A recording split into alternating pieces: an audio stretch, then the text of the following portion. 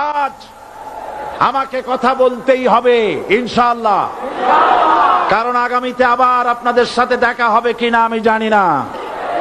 কথা বলতেই হবে। বসেন, কেউ দাঁড়িয়ে থাকবেন না। আমি দেখতে পাচ্ছি বাংলাদেশের ভাগ্য আকাশে উত্তর গগনে কালো মেঘ জমা হয়েছে, ঝড়ের পূর্বাভাস লক্ষ্য করছি। যদি মোকাবেলা করতে না পারেন সক্ষম ভাবে, এমন অন্ধকার গাঢ় কালো অমাবস্যার রাত আসতে পারে যার সুবে সাদেক হওয়া অসম্ভব। সুতরাং আপনারা কি কাপুরুষের মতো কাফের মুশরিকদের গোলামি করে মরতে চান? বিড়ালের মতো 500 বছর বেঁচে থাকার কোনো লাভ নাই। সিংহের মতো 1 ঘন্টা বাঁচতে চাই। আমাদেরকে বলা হয় সাম্প্রদায়িক উস্কানিমূলক কথা নাকি আমি বলি। পত্রপত্রিকা দিছে না তারা? সাম্প্রদায়িক উস্কানি কথা, সাম্প্রদায়িক উস্কানিমূলক কথা বলি। সেই জন্যই বোধহয় শত শত মুসলিম আমাদের কাছে এসে মুসলমান হয়। মানুষে আর বোকা বানানো যাবে না। যাবে কি? আর বোকা বানানো যাবে? তারপর বলছে কি? এরপরে বলছে আমাকে বলছে রাজাকার। শুনে রাখো চট্টগ্রামের লক্ষ লক্ষ জনতা, পার্লামেন্টে যখন আমাকে এই কথা বলা হয়েছিল, আমার পার্লামেন্টের কলিগ জাফরুল্লাহ চৌধুরী সাহেব বসে আছেন এখানে, জাফরুল ইসলাম চৌধুরী বসে আছেন পাশে, প্রধানমন্ত্রী সুদ্ধা, অন্তত 3 শতাধিক পার্লামেন্টের সম্মানিত সদস্যরা সেদিন বসা। 1997 সনের বাজেট বক্তৃতা যখন আমি করতেছিলাম, ডক্টর কুদরতে খোদা, নাম রাখছে কুদরতে খোদা, আসলে গজবে খোদা। এই লোকটি নাস্তিক, ইসলামের চূড়ান্ত দুশমন।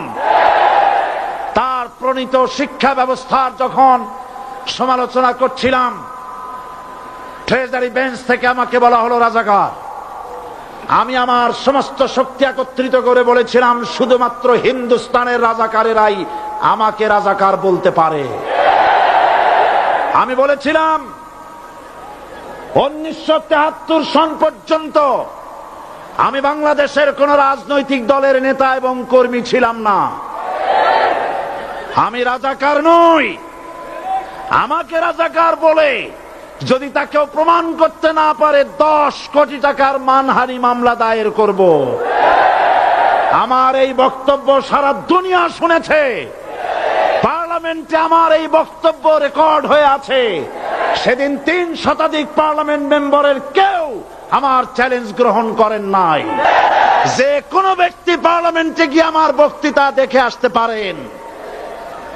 এরপরে 1997 সনের 7ই অক্টোবর দৈনিক জনকণ্ঠ পত্রিকা যখন আমার বিরুদ্ধে লিখলো, সেই পত্রিকায় সাইদির ওপেন চ্যালেঞ্জ 8ম পাতা, 1997 7ই অক্টোবর, এত বড় 2 কলমে হেডিং।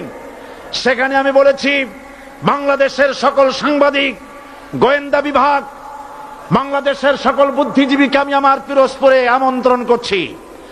আমার উপস্থিতিতে যদি কেউ প্রমাণ করতে পারে বাংলাদেশের স্বাধীনতা যুদ্ধের বিরুদ্ধে আমার কোন ভূমিকা ছিল, সজ্ঞানে স্বেচ্ছায় জাতীয় সংসদের সদস্য পদ থেকে পদত্যাগ করব।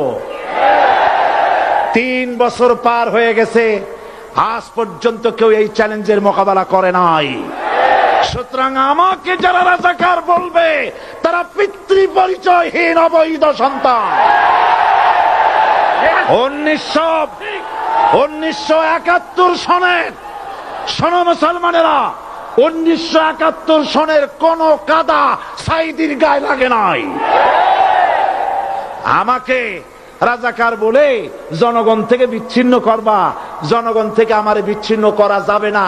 কারণ এই জনগণ আমার জন্য আসে না, এই জনগণ আসে আল্লাহর কোরআনের জন্য।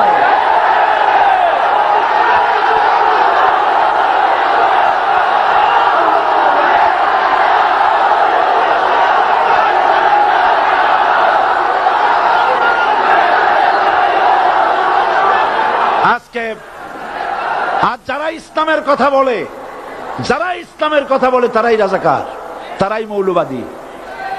মৌলবাদী বললে আমরা অসন্তুষ্ট হই না, কারণ মৌলবাদী শব্দটা আসছে মূল থেকে। মৌল শব্দ এসেছে মূল থেকে।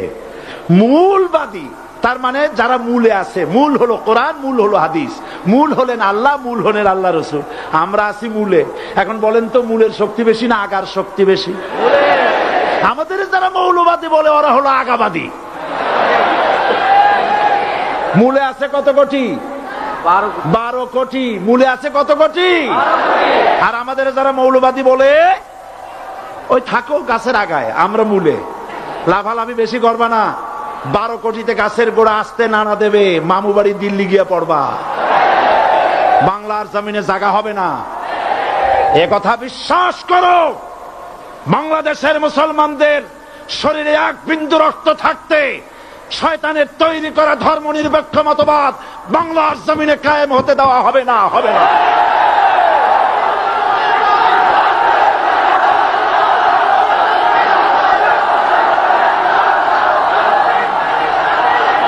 রাসূল করিম সাল্লাল্লাহু আলাইহি ওয়াসাল্লাম কোরআন প্রতিষ্ঠার জন্য আন্দোলন করেছিলেন। আয়াতুল কুরসি আমাদের সে কথাই শিখেছে। আল্লাহ রাব্বুল আলামিন বলেন, আল্লাহু লা ইলাহা ইল্লা হুয়াল হাইয়ুল কাইয়্যুম। প্রাণ খুলে পড়েন, আল্লাহু লা ইলাহা ইল্লা হুয়াল হাইয়ুল কাইয়্যুম। আল্লাহ হচ্ছেন তিনি, যিনি ছাড়া কোনো ইলাহ নাই, আইনদাতা নাই, বিধানদাতা নাই। আমরা মানুষের তৈরি করা আইন মানি না। 12 কোটি মুসলমানের দেশে আইন তৈরি করবে মানুষ, আমরা মানব না। পার্লামেন্টে তৈরি হতে হবে কোরআন দিয়ে, পার্লামেন্টে আইন তৈরি হতে হবে কোরআন দিয়ে। সুতরাং ভয় যতই পান আর যতই ষড়যন্ত্র করেন, 4 দল যখন একত্রিত হয়েছে, ঐক্যবদ্ধ থাকবে, সরকার ঐক্যবদ্ধভাবে গঠন হবে, নির্বাচন ঐক্যবদ্ধভাবে হবে এবং কোরআন হবে, আল কোরআনের পার্লামেন্ট হবে বাংলাদেশে।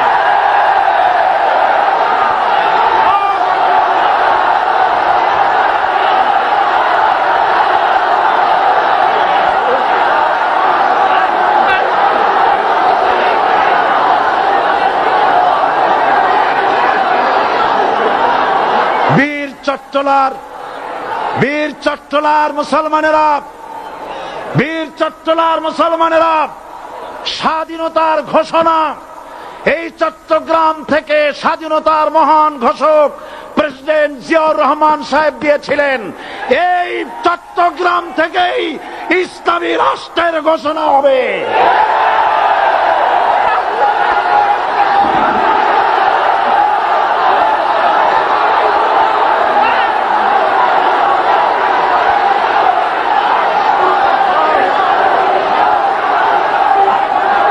আশাবাদী আপনারা অবশ্যই তা পারবেন। আমি 100% বিশ্বাস করি ইনশাআল্লাহ। কারণ যে ষড়যন্ত্রের মোকাবেলা করে স্থানীয় রাজনৈতিক দলের নেতৃবৃন্দ কোরআনের মাহফিল সিনায় এনেছেন, আমি প্রথম দিনই বলেছি চট্টগ্রাম তাফসিরুল কোরআন মাহফিল কোন রাজনৈতিক দলের প্রতিনিধিত্ব করে না। এটা কোন জামাত শিবিরের একক সম্পদ নয়, এটা চট্টগ্রামের মুসলমানদের কলিজার টুকরা তাফসিরের মাহফিল। সুতরাং এই মাহফিল চট্টগ্রামে থাকবে ইনশাআল্লাহ কিয়ামত পর্যন্ত। 144 ধারা 288 হয়ে গেছে, ষড়যন্ত্র পায় পায় চলে গেছে। আমি ওই সব ছেলেদের বলি, সরকারি দলের ছাত্র হইয়া মুসলমানদের বিপক্ষে যাইও না। এদেশের ভাগ হয়ে